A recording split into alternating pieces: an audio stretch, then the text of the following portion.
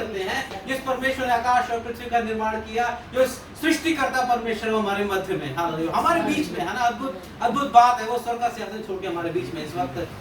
तो आइए कुछ परमेश्वर से ग्रहण करेंगे, आइए देखेंगे परमेश्वर किस प्रकार हमसे बातचीत करना चाहता है। परमेश्वर ने वचन के माध्यम से हमारे लिए क्या रखा है, क्योंकि परमेश्वर का वचन बताता है कि जो वो निकलता है तो खाली हाथ कभी वापस नहीं आता है, हालेलुया। हर एक मकसद के साथ परमेश्वर का वचन निकलता है और अपने मकसद को पूरा करके वापस आएगा, हालेलुया। हम आंखें बंद करें, उसके बाद हम परमेश्वर का वचन है छोटी सी प्रार्थना करते हैं, हालेलुया। परमेश्वर धन्यवाद करते हैं एक बार फिर से इस समय के लिए आपने हमें मौका दिया खुदावंद। हम एक बार फिर से इस वचन को आपके हाथों में रखते हैं मेरे परमेश्वर, हालेलुया। प्रभु मैंने अपना उत्तम तैयार करा, उसमें परफेक्शन आप डालेंगे मेरे खुदावंद। और हम प्रार्थना करते हैं मेरे परमेश्वर, हालेलुया, हमारे हृदय को, हमारे शरीर को ऐसी भूमि बनाना खुदावंद कि जब ये बीज गिरे खुदावंद, कोई 60 गुना, कोई 70 गुना और कोई 100 गुना फल लेकर आए मेरे परमेश्वर, हालेलुया।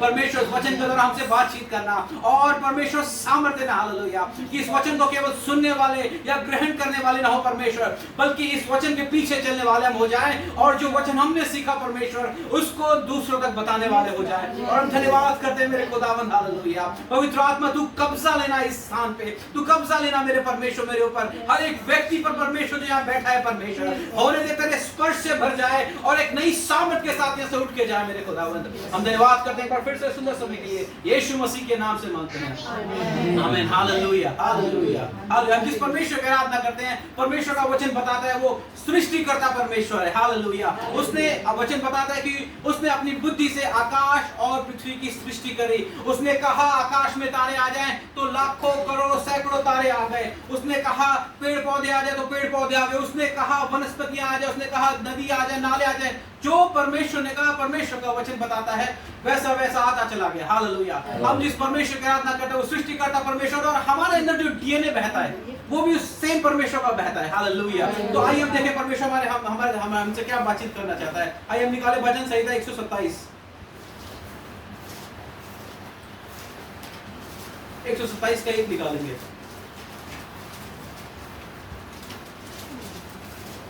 मेरे पास इंग्लिश बाइबल है तो मैं एक बार इंग्लिश में पढ़ दूंगा तो आप फॉलो कर सकते हैं। 127 का एक पढ़ेंगे। परमेश्वर का वचन पता है कि unless the Lord builds the house, its builders labor in vain. Unless the Lord watches over the city, the watchmen stand guard in vain. तो पढ़ लीजिए हिंदी में, पढ़ लीजिए।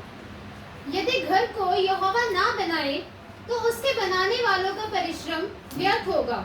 यदि नगर की रक्षा यहोवा ना करे तो रखवाले का जागना व्यर्थ ही होगा।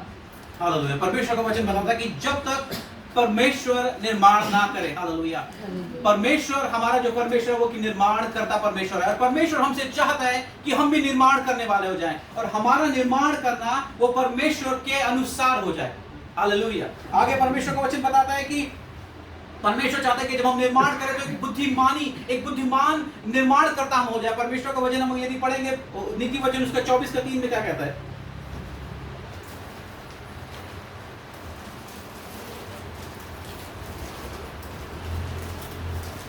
घर बुद्धि से बनता है, घर बुद्धि से बनता है। तो परमेश्वर, जिस परमेश्वर की हम आराधना करते हैं वो निर्माण करता परमेश्वर है।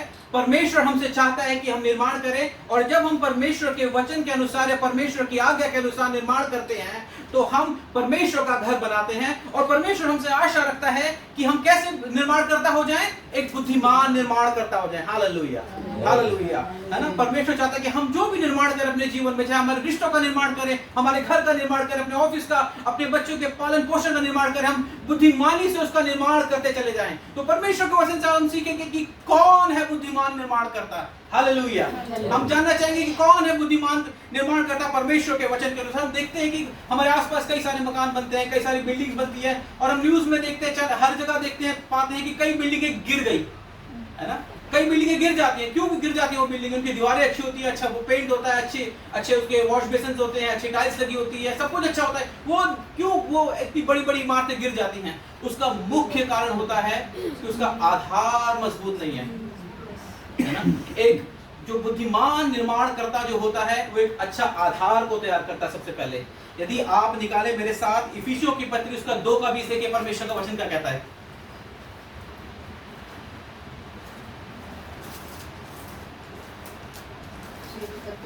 हाँ, उसका 2:20। और प्रेरितों ठीक है। और भविष्यवक्ताओं की नींव पर जिसके कोने का पत्थर मसीह इसका यीशु कोने का पत्थर कौन है? मसीह यीशु हाँ। स्वर्ग ही है।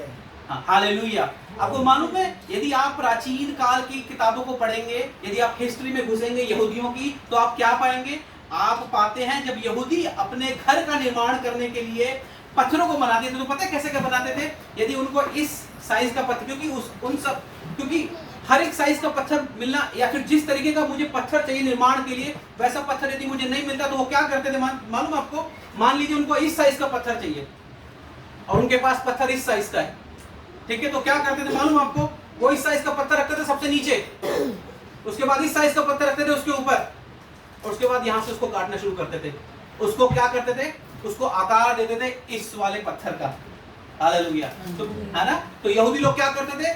जब उनको निर्माण करना होता था पूरा फाउंडेशन से, तो वो फाउंडेशन स्टोन को क्या करते थे? एग्जाम्पल लेते थे, उदाहरण के रूप में अपने जीवन को लेते थे, उदाहरण के रूप में कि हमें जो भी बनाना है वैसा बनाना है। और आइए देखिए क्या कहता है परमेश्वर का वचन, पहले कुरिन्थियों उसके 3:11 में।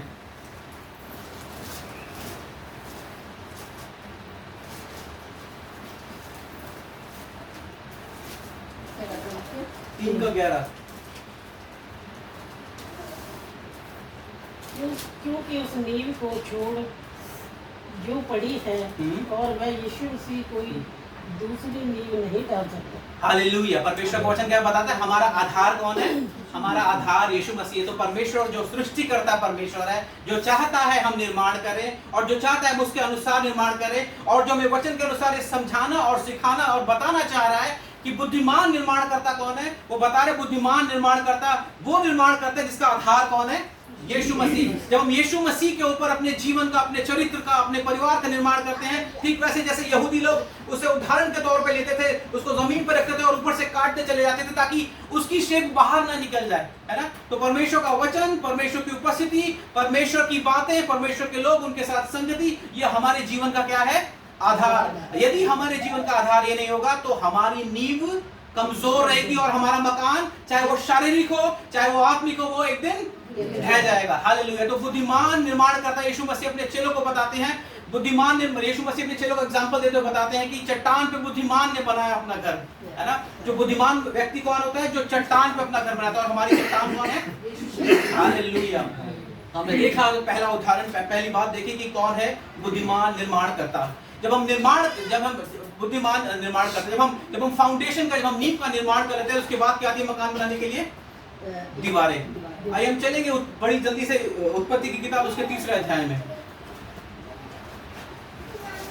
उत्पत्ति एक ऐसी किताब है, उत्पत्ति स्पेसिफिकली 3रा अध्याय, इसके अंदर बहुत सारे राज छुपे हैं, ठीक है। और ये उत्पत्ति की किताब में परमेश्वर का वचन बताता है कि उसने सबसे पहला इंस्टीट्यूशन जो कि परिवार कहलाता है उसका निर्माण किया। देखिए उत्पत्ति 3 में क्या हुआ? 3 का अगर आप पढ़ लेंगे, मेरे स्पेसिफिकली मैं बताऊं 12 और 13।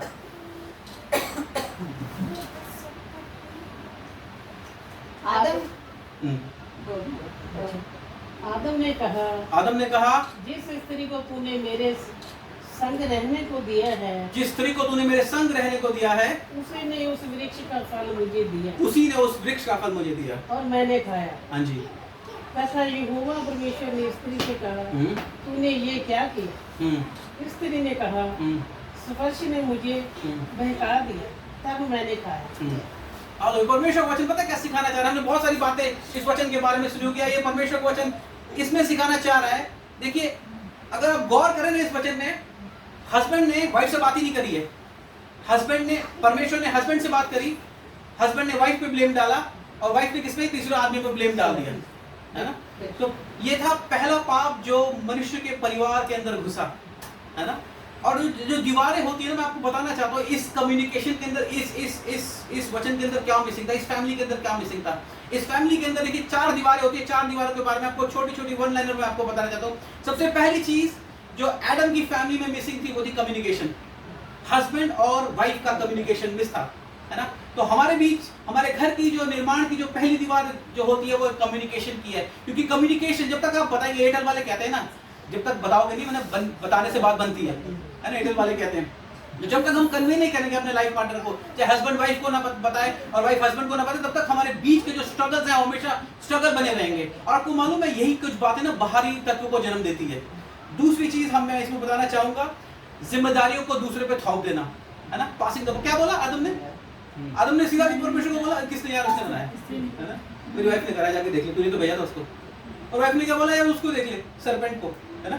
एक दूसरे की जो जिम्मेदारी मिली उसको दूसरे के ऊपर, तो अपनी नाकामयाबी को हम अपने पार्टनर के ऊपर नहीं थोप सकते, है ना। अगर कुछ गलत हुआ तो गलत हो, जितना वो जिम्मेदार है उतना मैं जिम्मेदार हूँ, जितना मैं जिम्मेदार हूँ उतना वो जिम्मेदार है। तो पहली चीज हमने जो 4 दीवारें का निर्माण किया उसके अंदर पहली चीज क्या थी, पहली चीज क्या थी, कम्युनिकेशन, बात करना, एक दूसरे से बात करना। बात बहुत सारी समस्याओं का निपटारा कर देती है।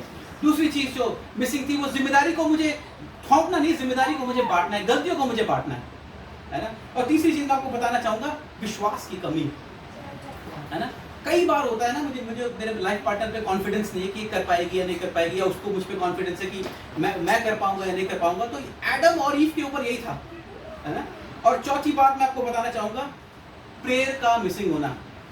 ये पूरा का पूरा जो ह्यूमन लाइफ का जो चेंज हुआ ना पाप के बाद, उसमें सबसे बड़ा ड्रास्टिक चेंज ये आया कि एक तो उन्होंने आपस में बात नहीं करी, दूसरा उन्होंने एक दूसरे के ऊपर जिम्मेदारी थोप दी, तीसरा विश्वास नहीं था, और चौथा यदि वो इन सबको सोचिए, आदम ने, मैंने अपनी वाइफ से बोला है गलती हो गई, आओ बैठ के बात करते हैं, गलती तेरी भी थी, गलती मेरी भी थी, प्रार्थना करते हैं, परमेश्वर माफ कर देगा, है ना।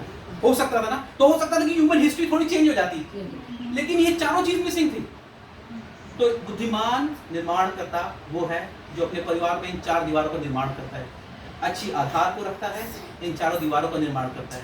आखिरी चीज जो किसी भी घर में बचती है वो होती है छत, है ना।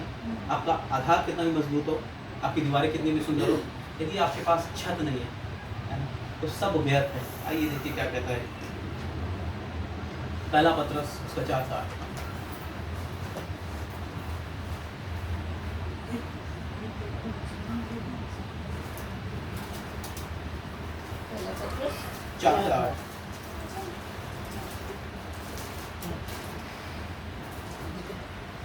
ये सबसे इंपॉर्टेंट और सबसे ज्यादा बेशकीमती बात है जो पत्रस बताता है।